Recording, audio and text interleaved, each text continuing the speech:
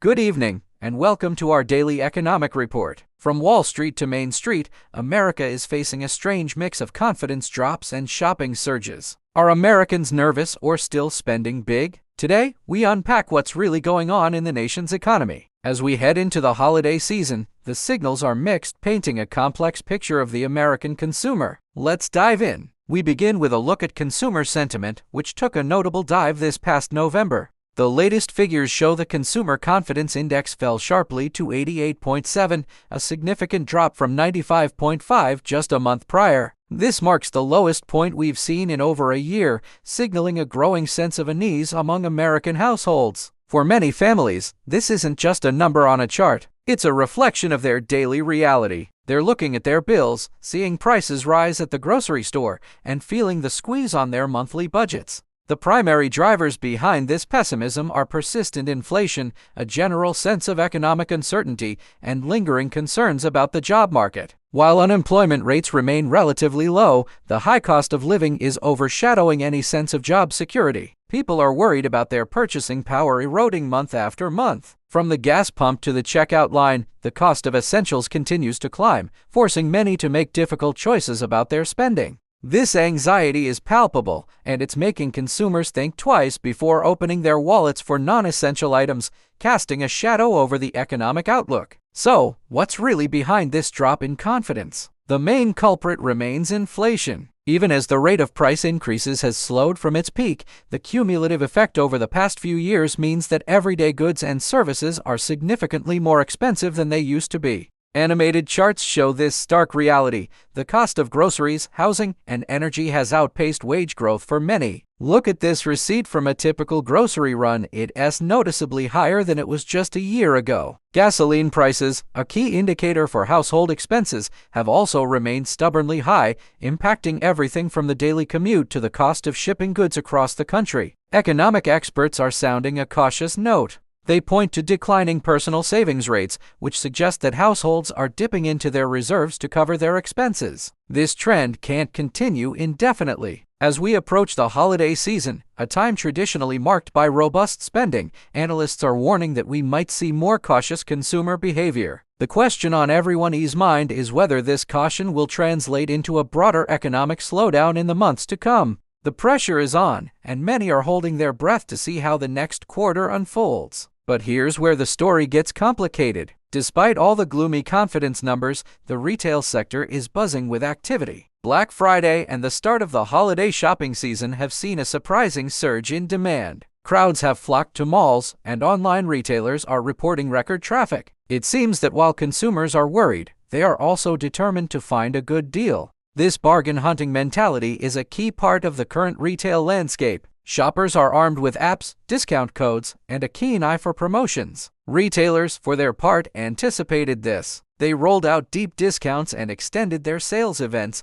hoping to lure in even the most cautious buyers. Banners screaming 50 off and doorbuster deals have become ubiquitous. This discount culture might be the very thing that's balancing out consumer pessimism. People may feel less confident about the economy overall, but the thrill of a good bargain is a powerful motivator. The strong start to the holiday shopping season suggests that the American consumer is resilient and perhaps more optimistic than the confidence indexes would have us believe, at least when a good sale is on the table. Now, let's turn our attention from Main Street to Wall Street, where a very different mood prevails. While everyday consumers are grappling with inflation, the stock market has been on a tear. A recent rally has pushed major indexes to new highs, fueled by investor optimism. What's driving this? A big part of it is the belief that the Federal Reserve may be poised to cut interest rates in the coming year. Lower rates would make borrowing cheaper and could stimulate further economic growth. Another major factor is the explosive growth in the technology sector, particularly in artificial intelligence. Investors are pouring money into companies at the forefront of the AI revolution, betting on huge future profits.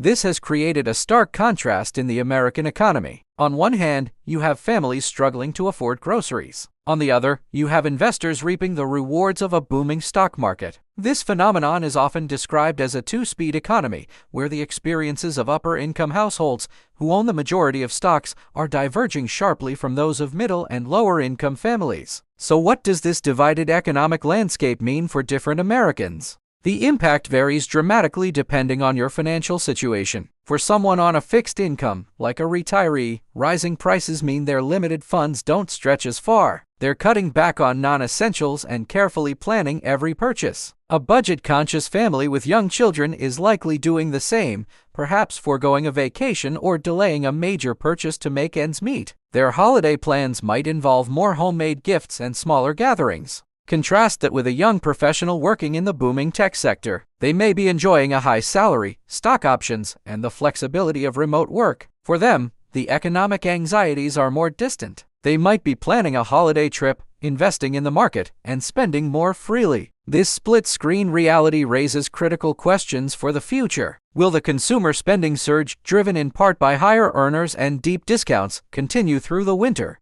Or will the broader economic pressures felt by the majority eventually force a slowdown? The answer will shape the economic trajectory for 2026. As we look ahead, the next few weeks will be crucial. All eyes will be on the upcoming economic data releases. The next inflation report will be closely scrutinized for any signs that price pressures are either easing or re-accelerating. The Federal Reserve's next meeting on interest rates will also be a pivotal moment. Their decision, and more importantly, their commentary on the economic outlook, will send powerful signals to both markets and consumers. Of course, we'll also be tracking the final numbers from the holiday shopping season. Will the initial Black Friday surge carry through to the end of December? Or will shoppers pull back as the bills come due? The data on retail sales and consumer sentiment in the coming weeks will provide the first real glimpse into the health of the consumer as we head into the new year. This holiday season may very well set the tone for 2026. It has a period of heightened importance, and we'll be watching carefully. In summary, Americans are caught between uncertainty and celebration. Consumer confidence is down, reflecting real anxieties about the cost of living and the future. Yet, the holiday spirit, fueled by a desire for normalcy and the allure of a good deal, is keeping cash registers ringing. At the same time, market optimism among investors suggests a different economic reality for those at the top. Whether this delicate balance holds or breaks in the coming months, only time will tell. What is certain is that the story of the American economy is more complex than ever. It's a tale of two outlooks coexisting in a fragile and unpredictable environment. Stay informed. Thank you for watching.